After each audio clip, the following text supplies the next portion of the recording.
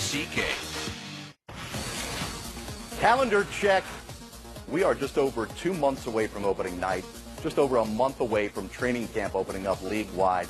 Steve Smith, Jared Greenberg, you see the schedule once again, the reduced back-to-backs in the NBA. Is that a good thing? Is it helping teams? Is it making more rested? Well, you're going to see a whole lot of basketball this season on NBA TV, 107 games, in fact.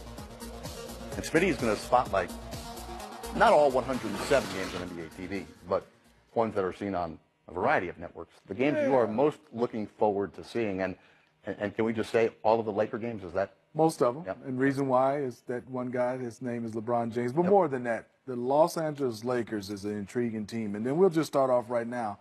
My first game that I'm looking forward to seeing is that LeBron James in a Laker uniform. And not only that, they're playing the Houston Rockets. Right. So you'll get a chance to see the Houston Rockets, that defense, which is always going to be the challenge for me. Offensively, they're going to be fine. That with LeBron James and with these young guys and these shooters and the way Lakers, I think, will play up and down, and they have some guys that can pass, it's going to be a fantastic challenge, but also seeing LeBron James in purple and gold. That'll be his home opener, and it's on a Saturday night. What a treat that is, the first Saturday of the regular season, first of 4 between these two this season. More Lakers, this time going east, right around the Thanksgiving holiday. Yeah, it is, because it's right before Thanksgiving. I think it's the day before. They get a chance to see LeBron James in his second return back to Cleveland. I'm just wondering, I'm sure it won't be anything like the first time when he returned, but him coming back where he got a chance to get Cleveland a championship, and I just want to see how this reception will be, what I think is going to be very positive. Also, how he will play, the feelings, the emotion, getting a chance to play against his old team. And then also, I want to see the Cleveland Cavaliers team.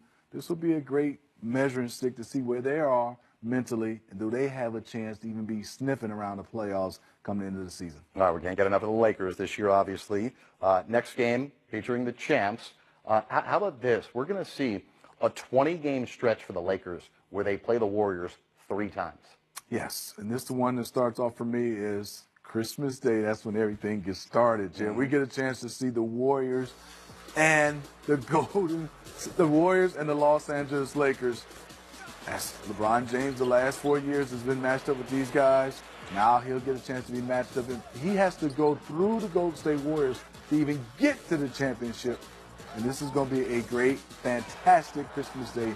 Most watched, I think, in the history of basketball. A lot of scrappy players around LeBron, right? Guys that are not going to be intimidated by the Warriors. Rondo, Stevens. Let's do a matchup that doesn't involve the Lakers, and let's go to the East. Sixers-Celtics. I love this one because obviously it's wide open who could be the best team in the East, and not just record-wise. We know the Boston Celtics and Toronto, those guys had better records, but who went to the championship was LeBron James for 4 straight years. Now you have Kyrie coming back. You have Gordon Hayward. How will they match up? Obviously, this young talent up against another young talented team. Al Horford was fantastic. His job is probably the guard. Embiid. Now you have Ben Simmons. But the key for me is obviously Ben Simmons and also Joel Embiid. We'll get a chance to see Markelle Fultz and this team with that guy. I think he's going to have a good year, and they got a chance to keep J.J. Redick. This is going to be an intriguing matchup. I'm looking forward to this one. All right, well, a matchup unlike we've ever seen before in the history of the league. The San Antonio Spurs going through something that they've never had to experience before. And what kind of reception will Kawhi Leonard get in his return game with the Raptors? And the reason why I picked this one, obviously, is those reasons. But also, have you ever seen anything, Jared, where there's 2 teams that's really good teams in their respectful conference, and they trade 2 of their best players, and then now both players are disgruntled at both organizations, and both teams still could be in playoff contention and high playoff contention? It's going to be interesting. The reception you give a guy that did so much in Kawhi Leonard and DeRozan when he goes back to Toronto. But this one's first on TNT. This is going to be fantastic to see Kawhi. He might even talk. He might even say something, Jared. He might even get a chance to say something. Well, he's put down some thoughts of late. Will he get booed? Yeah, for sure. Yeah, for sure. Loudly. Loudly, yeah. So weird. Spurs legends are treated like royalty in San Antonio. It's amazing how this... I think after you get over this first... game, then second game, then everything, they'll be okay as the years go along. All right, that's Smitty Spotlight Games. We come back with more from the WNBA. All right, one more from the WNBA on Tuesday night. The Sparks, having lost back-to-back, taking on the New York Liberty, who are really struggling, lost 9 in a row coming in. New York committed 18 turnovers. Here, Candace Parker gets the turnover.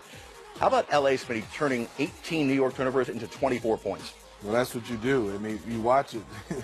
Nobody shot well, but if you can get some easy points off turnovers, that's the way to go when both teams are having a rough night shooting. Sweet dish by Candace Parker to Nneka Agumake. She had 20. Parker. Okay, Candace. Look at that. Parker 14 and 10 with 4 assists. New York scoreless over the final 3 minutes of the game. Chelsea Gray had 7 of LA's 13 fourth-quarter points. Gray with a career-high 26, ending New York a 10th straight loss. The Liberty have been officially eliminated from playoff contention. Take a look at the up-to-date WNBA standings. Top 8 make the playoffs. Huge game upcoming for the Sparks Friday in D.C. against the Red Hot Mystics, who have won 6 in a row. You'll be able to watch it right here on NBA TV starting at 7 Eastern. Go at the buzzer and sending birthday wishes out to Magic Johnson, celebrated his 59th on Tuesday. Your guy. Happy birthday to the reason I play the game of basketball, Magic Johnson. Love him. He's out on the yacht right now, Jerry, while we're working. In Europe. Now, do you think he's watching NBA TV? He loves the game. I'm sure he is. You have so many ties to Magic. How are you not out in that yacht with him? You know, that scheduled work comes first. NBA TV comes first. Schedule comes out. Don't believe that. No? Don't believe that. No. You'd be out in Europe. Well, let's get some WNBA highlights from Tuesday. We begin by showing you Chicago and Minnesota, and Lindsay Whalen not ready to totally call it a career just yet. How about Maya Moore here? Moore had 21 points from Minnesota, but she would foul out later on. Moore driving, and hey, Lindsay Whalen, you leave her open. Wide open. She's going to knock it down. Still going to knock that down. That's right, Smitty. 44-39. Minnesota led at the break. Second half, Chicago controls the quarter. Courtney Vandersloot, oh, she can dish and she can score. There the scoring, here the distributing. In the game, Vandersloot broke the WNBA single-season assist record. Now Diamond DeShields drives and hits the tough floater, 64-57, Chicago in front. Now Sylvia fouls, kicks it. Here's more of Whalen. Jeez. Feeling it, Jared, from downtown. Whalen had 6. That put Minnesota up by 1. DeShields, Euro steps. Ooh, and the off-balance using the window as her friend. Don't make it look so easy. DeShields had a season-high 28. Here's some sprinting and winning from Allie Quigley. Chicago up by 1, 89-88. This one came right down to the wire. 2.2 to go on the clock. Lynx throw the pass down court. Alexis Jones is blocked by Diamond DeShields. We got that one. Yeah, that. Chicago goes on a big win. Now, Lindsay Whalen, as you may have heard by now, called it a great 15 years. She's going to hang them up. Known for her all-out hustle, helped the team win 4 titles in Minnesota. She's already been named the head coach of the University of Minnesota women's basketball squad. Now, Whalen gave us a really cool all-access look at the rare transition from pro player to college coach. Cookie, over the ball, let's go, all over. You wide, Diva. Better. Let's go. I wouldn't have gone and coached just anywhere while I'm still playing in the WNBA, but when it comes to Minnesota, alma mater, I just went all in. Somebody's gonna make a mistake, we'll cover for each other, all right? The more we're up, the more we're dictating, everything else will go after that, all right? Playing for the Lynx, playing on the Olympic team, thinking back to my experience as a college, it really comes through now because you have seen so much and you have so much experience that I've been able to just lean on a lot during this time. You hit that corner, it happens to me a lot. That's not a bad option you did. Lindsay's always had an impeccable ability to know when it's time for her to do something, whether it's her own stepping up and calling her own number, or understanding which play for which player and when. So that's not going to go away when she stops playing. So we're thinking you have to be the hand because you're baseball. Yeah.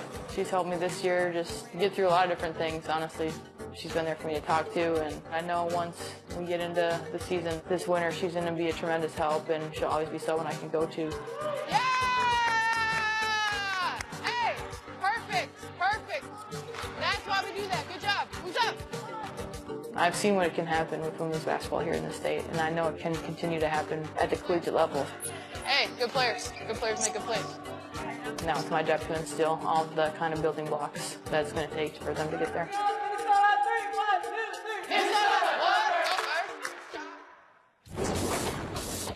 Respect pouring in for the legend that is Lindsey Whalen. LeBron James taking to social media, acknowledging the great career that Lindsey Whalen has had on the court. Well, it's not quite the same as the Cavs getting off to a 30-11 start and abruptly firing David Blatt. However, this might be a little bit more unusual. The Dallas Wings letting their head coach go raised a lot of eyebrows due to the timing. A week to go in the regular season, and the Wings fighting for a spot in the playoffs. Now, according to media reports, Fred Williams was fired after getting into a post-game altercation with a team executive. Wings CEO Greg Bibb released a statement saying in part that he felt the move was necessary. The season had not met expectations, having lost 8 in a row. Dallas with the new head coach in Connecticut on Tuesday night. And Smitty, it is Taj McWilliams-Franklin taking over on an interim basis. A week to go, new head coach clinging to the last playoff spot. Yeah, they are, and there's maybe this change can interject some energy into this team, and they get a chance to get a run and maybe can slip into the playoffs, or it can go opposite where, you know, they've been in this quicksand and they start sinking deeper and deeper. Well, Clarendon turns defense into offense here. Connecticut up. Now, John Cole Jones scored 16 in the first half. Show you a bunch of them here. Nice move getting behind the defense. Yeah. It's pretty good move down the post. And then from the outside, Connecticut leading 50-38 at halftime. Taking to the third quarter, Dallas trying to show some fight on the court, that is. And Cambridge gets the ball down low, and then Skylar Diggins-Smith pulls up the three, plus an opportunity for one more. But the story of the night was John Cole Jones. Pass, nice cut. Good basketball. Sun, winners of 7 of 8, handing That's good Dallas basketball. a 9th straight loss. Dallas fighting for the playoff life. We come back and we talk about the upcoming season of LeBron after the summer of LeBron. Smitty's going to spotlight some games. I'm going to guess we're going to see the Lakers a few times.